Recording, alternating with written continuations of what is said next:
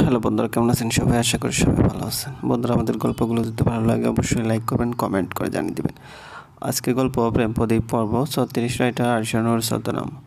আয়না শটাং হয়ে দাঁড়িয়ে পড়ে, তার গাড় আগে থরথর করে কাঁপছে, নাকের ডগায় বিন্দু বিন্দু ঘাম চড়ছে। সে আক্রোশ ভরা চোখে মহিলা দুটির দিকে তাকালো এবং বলল, রন্টোজেনিয়ামের পারমাণবিক সংখ্যা কত? উত্তর বলতে পারলে আমি হেঁটে দেখাবো। মহিলা দুটি মুখ চাওয়াচাওয়ি করে এমন উদ্ভট শব্দ লাগে কোনোদিন শোনেনি। আয়না তৃপ্তির হাসি আসলো। সেবারে মজার ছলে বলে, আচ্ছা, আগের প্রশ্ন বাদ, এবার বলেন তো, অ্যালডিহাইড প্রস্তুতিতে কত পার্সেন্ট মার্কিউরিক সালফেট দিতে হয়? অতএব আয়নার হাত চেপে ধরে বলে, চলো মা, বাসায় যাই। ভুল হয়ে গেছে আমার, চল বাসায় যাই। না মা, ওনারা উত্তর দিক, তারপর যাব। তারপর মহিলা দুটির দিকে তাকিয়ে বলেন, চুলের পিএইচ কত? কি পারবেন না? একজন মহিলা বলে ওঠে, এমন প্রশ্ন কোনোদিন শুনিনি জীবনে, পারবো কেমনে? আয়না ফিক করে হেসে দিয়ে বলে, এত সহজ প্রশ্নের উত্তর জানেন না আর ভাইবা নিতে এসেছেন? আচ্ছা যান, আরও সহজ একটা প্রশ্ন করি, এটা না পারলে আপনারা ফেল। বলেন তো, এক মোল পরমাণুতে কতটি পরমাণু থাকে? একজন মিনমিনে সুরে বললে, জানি না তোমা। আয়না মুচকে এসে বলে, রিজেক্টেড আপনারা। এই সামান্য জ্ঞান নেই আবার ঢং করতে আসছেন। রাস্তার পাগলও জানে রন্টোজেনিয়ামের পারমাণবিক সংখ্যা কত, আর আপনারা জানেন না?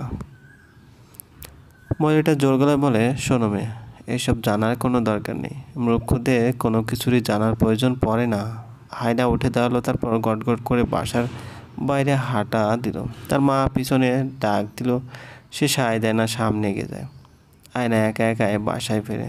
তাকে একা ফিরতে দেখে ফাতেমা বেগম অবাক হয়ে গেল এবং বলল, তোর মা কই? আয়না ভারাক্রান্ত গলায় বলে, আসছে। সে নিজের রুমে গিয়ে গেট লাগিয়ে দেয়। অসহ্য লাগছে তার। দ্রুত হাতে কাপড় নিয়ে গোসলে গেল। ঠান্ডা পানি দিয়ে গোসল করলে মাথা ঠান্ডা হবে। সে গোসল সেরে বের হয়ে সমুদ্রকে কল লাগায়। সমুদ্র রিসিভ করে আয়নাকে কিছু বলতে না দিয়ে নিজে থেকে বলা আরম্ভ করলো, আয়ু, আমার মন মেজাজের অবস্থা খুব খারাপ। মুডও ঠিক নেই, ঝামেলায় আছে, মেজাজ খিটখিটে আছে, যার তার উপর চিৎকার করছি। আমি তোমার সাথে মিসবিহেভ একদম করতে চাই না, তাই এখন কথা বলতে পারবো না, সরি, রাখি কেমন? আল্লাহ হাফেজ। আয়না হতভম্ব বলো, হুট করে সমুদ্রের কী হয়েছে? যেদিন দেখা হয় তাদের মুড তো ভালোই ছিল। কী হয়েছে তা জানার জন্য পুনরায় ফোন দেওয়ার সাহস করাচ্ছে না তা। সে চুপচাপ বসে থাকে। হুট করে সমুদ্রের নাম্বার থেকে মেসেজ আসে, ভালোবাসি তো, শুধু মন ভালো নেই। আয়না স্মিত হেসে দেয়, ছেলেটা এত ভালো কেন? এমন ভয়ঙ্করভাবে কেন তাকে ভালোবাসে? বিকেলের দিকে বাড়িতে মেঘ ফিরে আসলে সবার রেডি হওয়ার ধুম পড়ে যায়। সবাই রেডি হচ্ছে, দাদা দাদি সহ সবাই চাইনিজ খেতে যাওয়া যাবে। আয়না একটা কালো রঙের সালোয়ার কামিজ পরে সাজতে বসলো। হুট করে তার সাজগোজ করতে মন চাচ্ছে। সে চোখে মোটা করে কাজল দিল, মাস্কারা দিল, ঠোঁটে লাল লিপস্টিক দিল। তারপর নিজেকে দেখতে লাগলো। সে নিজেকে দেখে নিজে অবাক, এত সুন্দর সে। হাতে কালো রেশমি চুড়ি পরলো, দুই হাতে 6-6-12টা চুড়ি পরে নেয় সে। তারপর দুই হাতে চোখের সামনে এনে হাত নাড়াচাড়া করে চুড়ির ঝুনঝুন আওয়াজ শুনতে লাগে। মেঘ এসে মেয়ের পাশে দাঁড়িয়ে বলে, চল বের হই। আলিয়া রেডি? আলিয়া পাশ থেকে বলে ওঠে, না আব্বু, আরও 5 মিনিটের মতো লাগবে। আচ্ছা, আমরা সবাই রেডি, জলদি করো। 5 মিনিটের মধ্যে সবাই রওনা হলো ধানমন্ডির উদ্দেশ্যে। যেই চাইনিজ রেস্টুরেন্টে এসেছে তারা, এখানকার খাবার নাকি খুব সুস্বাদু। আয়না যেহেতু বড়, তাই মেনু কার্ড দেখে তাকে খাবার অর্ডার দিতে দেওয়া হয়। দাদার স্যুপ পছন্দ হয়েছে, সে সবার আগে স্যুপ অর্ডার দেয়। দাদি চাইনিজের সবই খায়, বিশেষ কিছু তার পছন্দ নেই। মাও তাই। বাবা অন্তন পছন্দ করে। আলিয়া চিকেন ফ্রাই খেতে পছন্দ করে জন্য সবার পছন্দের খাবারই অর্ডার দেওয়া হয়। তারা ফুল কোর্স খাবে। প্রথমে এপিটাইজার, তারপর মেইন কোর্স, দেন ডেজার্ট। দাদা দাদি খাবে না, এখানে আইসক্রিম ছাড়া কিছু নেই। আয়নার আইসক্রিম পছন্দ, তাই তার আর আলিয়ার জন্য বাটার স্কচ ফ্লেভারের আইসক্রিম নিয়ে দেয়। মেঘের বাবা তালুকদার সাহেব খুব খুশি আজকে। কতদিন পর নাতনিদের নিয়ে বাইরে এলেন। তবে শেষ বয়সে তিনি আর তার স্ত্রী গ্রামে বেশিরভাগ সময় কাটাচ্ছে। মেয়ে বিদেশ থেকে এসেছে জন্য সে গ্রামে ছেড়ে ছেলের বাসায় আছে। ছেলে তার খুব অনুগত, কিন্তু কেন যেন বৌমা তাদেরকে খুব একটা পছন্দ করে না। শেষ বয়সে তারাও একা থাকতে চায় না, নাতনি আর ছেলের সাথে থাকতে চান, কিন্তু নিজেকে বোঝা মনে হয় ছেলের ঘরে। চাকরি নেই তার, বেতন নেই, কোনো সেভিংসও আর নেই, সব খরচ হয়ে গেছে। ছেলেরও অবস্থা খুব শোচনীয় না? এমন অবস্থায় তারা দুই বুড়া বুড়ি কীভাবে ছেলের বোঝা হয়? তালুকদার সাহেব মেয়ের কাছে থেকে টাকা নেন না, তার কেন জানি ছেলে মেয়েদের কাছ থেকে টাকা নিতে লজ্জা লাগে। এজন্য গ্রামের বাড়িতে চাষাবাদ করছেন দুজন কৃষক নিয়ে, এতেই চলে যায় তাদের। কিন্তু চিকিৎসা ব্যবস্থা ভালো না সেখানে। স্যুপ চলে এলে শেষ বেশ তৃপ্তি নিয়ে খান। আয়নার প্রতি তার অন্যরকম টান, তার নাতনিটা একদম অন্যরকম। সবার সব কিছুর দিকে মেয়েটার নজর। এত ভালো মেয়ে সে, কিন্তু ভাগ্যে সুখে হয় না। কিছু কিছু মানুষের ভাগ্য হয় পর। রোদেলার সাথে মাঝখানে অর্থের সমস্যা হয়েছিল। রোদেলা তার পরিচিত এক অফিস কলিগের ছেলের সাথে আয়নার প্রস্তাব এনেছিল, কিন্তু ওই ছেলে আয়নাদের আর্থিক অবস্থা থেকে বিয়েতে রাজি হয়নি। এর জন্য অথয়ের রোদেলার সাথে অনেক সমস্যা।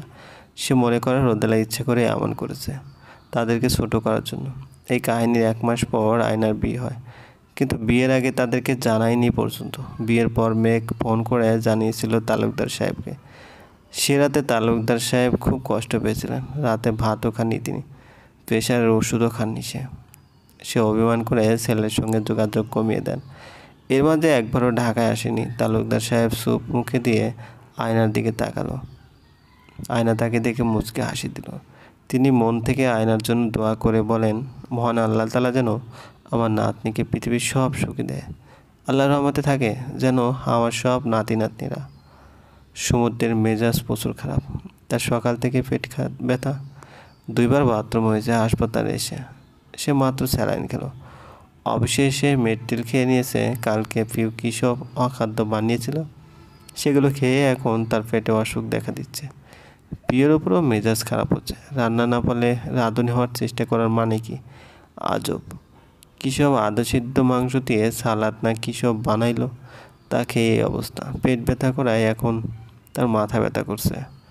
আসলে ব্যথা হলো সংক্রামক। এক জায়গায় ব্যথা করলে সব জায়গায় মাথা ব্যথা লাগে। সে স্যালাইনে চুমুক দিল। আবার সম্ভবত ওয়াশরুমে যেতে হবে। যতবারই সে ওয়াশরুমে যাচ্ছে ততবারই পিউ ইনোসেন্ট ফেসে তাকে তার রুমে এসে খাবারের বাটি দিয়ে বলা কথাগুলো মনে পড়ছে। কি সুইট ভয়েসে বলেছিল, ভাইয়া আমি তোমার জন্য কুক করেছি, খেয়ে বলো কেমন হয়েছে, আর সরি, আমাকে ক্ষমা করে দাও প্লিজ। সে আহ্লাদে আটখানা হয়ে পুরো বাটি শেষ করেছিল। এখন এই অবস্থা। সমুদ্র বাথরুমে যেতে যেতে দাঁতে দাঁত চেপে বলে, কুক করেছে এজন্য আমার এই হাল। রান্না বান্না করলে আজকে সুস্থ থাকতাম। সমুদ্র বাথরুম থেকে ফিরে ওয়ার্ড ভিজিটিংয়ে গেল। এমনি এই জায়গায় নতুন সে, তার উপরে এমন লজ্জাজনক ব্যাধি, অসহ্যকর। সব দোষ বিয়ের, অকর্মা একটা। শ্রাবণ তার বাবার ঢাকার অফিসে এসেছে। অফিসের সবাই তাকে চেনারই কথা। মাত্র 44 জন কর্মচারী। তাদের চিটাগাংয়ের অফিস মানুষ দূর থেকে দেখতে আসে, এমন হাই ফাই লেভেলে। আর ঢাকার অফিসে মাছি ঘুরে, এসিও নেই অফিসে। শ্রাবণকে দেখে ক্যাশিয়ার সাহেব এসে বলে, ছোটো স্যার সালাম। শ্রাবণ চাপা এসে বলে, ওয়ালাইকুম আসসালাম চাচা, ভালো আছেন? হ্যাঁ আল্লাহর রহমতে ভালো আছি। শ্রাবণ ফিসফিস করে বলে, আব্বুকে আমাকে অফিসে বসার অনুমতি দিয়েছে? ক্যাশিয়ার সাহেব হতাশ গলে বলে, আগে না, বড় স্যার সাহেব বলেছেন আপনাকে অন্য কোনো অফিসে জয়েনিং লেটার দেখাতে হবে। শ্রাবণ মুখ ভোতা করলো এবং বিড়বিড় করে বলে, অন্য অফিসে চাকরি পেলে এই ফাউল অফিসে কেন আসবো? ক্যাশিয়ার সাহেব বলে, আমার পরিচিত একজন আছে যে আপনাকে জব দিতে পারবে। ইন্টারভিউ পরীক্ষায় কিছুই লাগবে না।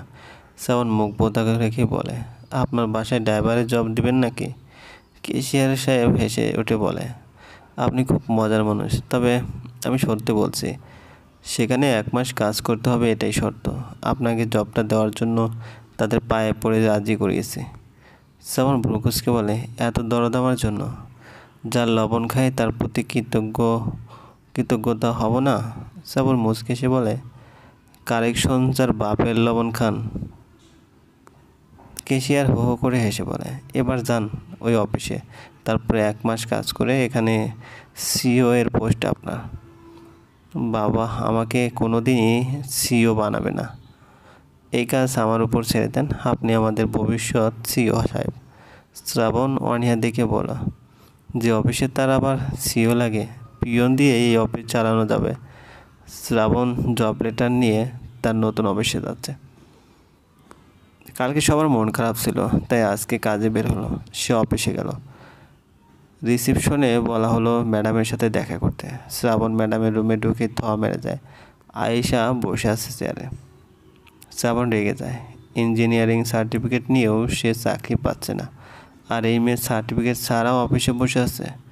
আয়েশা শ্রাবণকে দেখে বলে ওঠে, হাই বেবি, গুড মর্নিং, কেমন আছো? তারপর শ্রাবণের দিকে চোখ রেখে বলে, হট অর কোল্ড? শ্রাবণ রেগে লাল হতে লাগলো। আয়েশা হেসে বলে, I mean tea or Pepsi. তুমি এখানে কি করছো? বাবা ইন্ডিয়া গেছে, সো আমি অফিস সামলাচ্ছি। Any problem? শ্রাবণ রাগের বসে ফাইল ফেলে দিয়ে রুম থেকে বের হয়ে গড়গড় করে হাঁটা ধরে। আয়েশা অফিস থেকে চেঁচিয়ে উঠে বলে, এই পেপসি খেয়ে যাও। শ্রাবণ তা শুনে বিড়বিড় করে বলে, রাখ তোর পেপসি। সমুদ্র মাত্র বাসায় ফিরেছে। এমনি সকাল থেকে কিছুটা অসুস্থ লাগছে তার উপর মাথায় 1005 কিলোর চাপ। সব মিলে সে কাহিল। বাসায় আসতে পিউ তাকে 1 গ্লাস কী যেন খেতে দিল। গ্লাসে বোধহয় দুধের মধ্যে কী সব কিলবিল করছে। তার আর খাওয়ার সাহস জোটে না। সে রেগে দিল। বহু কষ্টে সে সুস্থ বোধ করছে, আবার অসুস্থ হতে চায় না সে। রুমে আসতে আয়ুর কল আসে। সে তৃপ্তিময় হাসি এসে কল ধরে বলে, বল। সমুদ্র, ওরা আমাকে পছন্দ করেছে, তুমি আসো প্লিজ। সমুদ্র না বুঝেই বলতে লাগলো, তুমি তো পছন্দ করার মতোই কেউ একজন, তুমি বুঝছো না এই পছন্দ সেই পছন্দ না। সমুদ্র হতবাক হয়ে গেল এবং বলল, কোন ছেলে তোমাকে দেখতে এসে পছন্দ করেছে? সমুদ্রের আগে ফোন ফেলে দিয়ে শিট বলে ওঠে। তারপর রুম ছেড়ে ঘূর্ণিঝড়ে গতিতে বের হয়। আয়নার বাসায় গিয়ে সামনে বেল বাজাচ্ছে সমুদ্র। চোখ মুখ রাগে লাল হয়ে আসছে তার। বুকে হৃৎপিণ্ড ভীষণ জোরে ধুকপুক করছে। সমুদ্র পারলে গেট ভাঙে ভিতর ঢোকে। কিছুক্ষণ পর আলিয়া গেট খুলে দেয়। সমুদ্র জোরে চেঁচিয়ে ওঠে বলে, গেট খুলতে এত সময় লাগে কারো? আলিয়া ভয় পেয়ে যায় সমুদ্রকে দেখে। এত রেগে আছে যে কিছু বলার কোনো সাহস নেই। সমুদ্র তড়িঘড়ি করে ভিতরে ঢুকে দেখে 3জন মানুষ ড্রয়িং রুমে বসে আছে। এর মধ্যে একজন পুরুষও আছে। সে রাগে ক্ষোভে আলিয়াকে প্রশ্ন করে, তোমার বোন কোথায়? আলিয়া তোতলানো শুরু করে, বলে, বুবু রুমে। সমুদ্র 1 সেকেন্ড দেরি না করে আয়নার রুমে গিয়ে ঢুকে পড়ে। আয়নার রুমে কাঁচুমুচু হয়ে বসেছিল। হুট করে সমুদ্রকে আসতে দেখে ঘাবড়ে গেলেও সে শান্তি পায়। সমুদ্র তার হাতে চেপে ধরে দাঁতে দাঁত চেপে বলে, পাত্রপক্ষের সামনে চেয়ারে দেখানো বের করছি। আয়না চমকে ওঠে। সে কেঁদে দিল। সমুদ্র টান মেরে তাকে রুমে থেকে নিয়ে যায়। সবার সামনে আয়নার হাত ধরে হাঁটা ধরে সমুদ্র। আয়না মাথা নিচু করে আছে। মাঝপথে ড্রয়িং রুমে মেঘ সমুদ্রকে থামিয়ে বলে, ওকে কোথায় নিয়ে যাচ্ছিস বাবা? আমার বউকে যেখানে খুশি নিয়ে যাব, চলবে। গল্পটি ভালো লাগলে অবশ্যই